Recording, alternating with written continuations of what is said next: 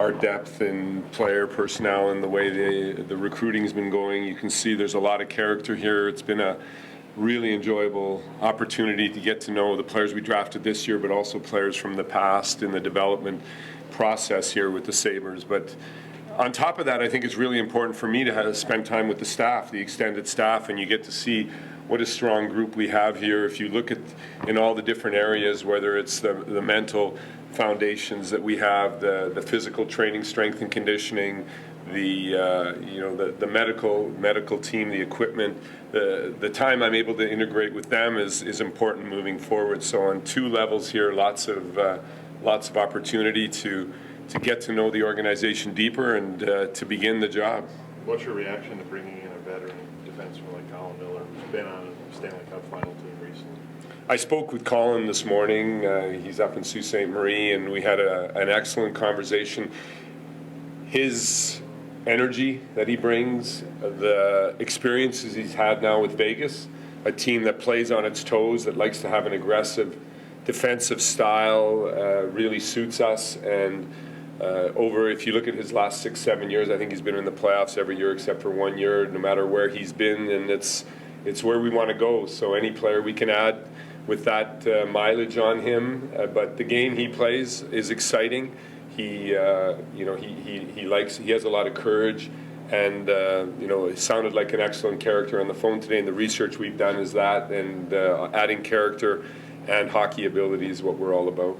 It's a lot of right shot defensemen, is it not? I mean, how interested are you to see what Jason has cooked up next?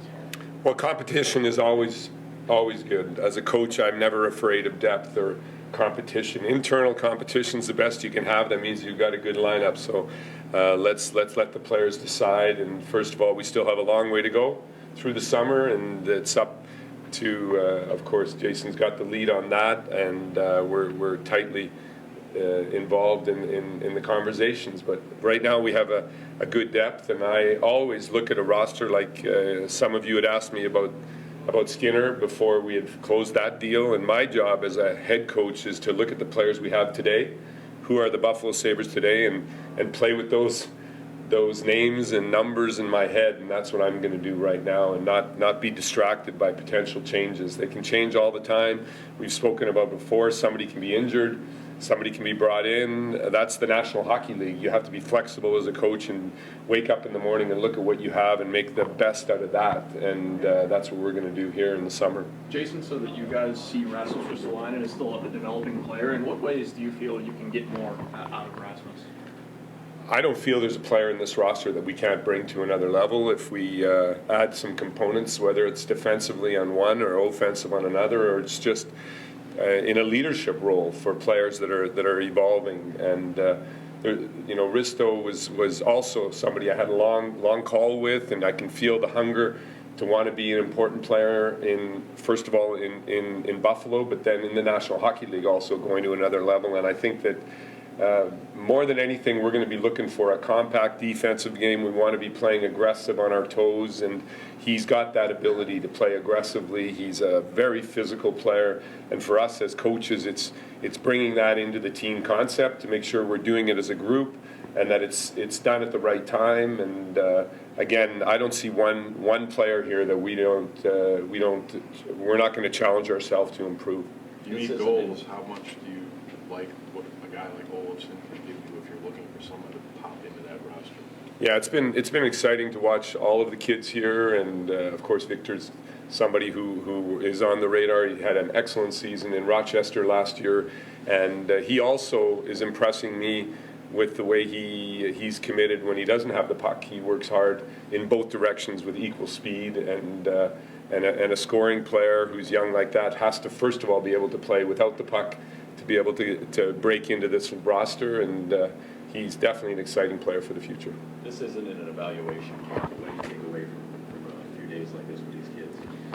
Yeah, it wouldn't be fair to evaluate because we all know they're all coming from different places, and some have been on the ice a few days and some not for months. And I think that what we really try to evaluate here is all our staff is spreading out. Like last night, they took them out in groups. a couple of staff members with 5-6 players, and right through the whole week here, we've been working with them also as people. You know, our mental coaches have been with them, our strength and conditioning have been teaching them, our hockey development coaches have spent a lot of time with them, and there's been a lot of one-on-one interaction too. You know, we like to speak about the people we have in the club, and I think that that's important to grow them in a week like this. And they all have a really strong skill set, or they wouldn't have been candidates, or they would have never been drafted or signed as undrafted players. And now it's up to them to grow in all these different areas of the game. It's become so complex to build a professional career here, and some players right at the top of the drafts might walk into the National Hockey League, but everybody else has to pay a price and work extremely hard. Most of the good players in the NHL have put in a couple of years in the American League, and at the same time, parallel to that, have used the resources of the teams to grow and to develop. And that's what this week is really all about. We've got players here that are here for the 6th time, and they haven't complained one single time, because they've been able to take something new with them on each and every visit. So that's what this is all about, is, you know, filling their toolkit, because in the end the player himself has to live his pro package. We can only give them the tools, we can teach them, we can educate them, but they're in charge of themselves 365 days a year, and if they can continually look for growth, then that's the way they can become a candidate here. And if they ever think they're done and a finished product, it's not going to work. I know it just happened 15 minutes ago, but what's your level of concern / disappointment, and how much are you holding your breath over what happened to Cousins? Yeah, I mean, we're still evaluating that, but whatever happens, it's all part of a process. I'm a person that looks adversity quickly in the eyes and then thinks about what we can do with it and how we can work with it. So that would be my solution. If there's, whether it's a week or whether it's 5 weeks, let's see what the doctors say after he's been evaluated, and then let's work with him to use a different path. You know, maybe.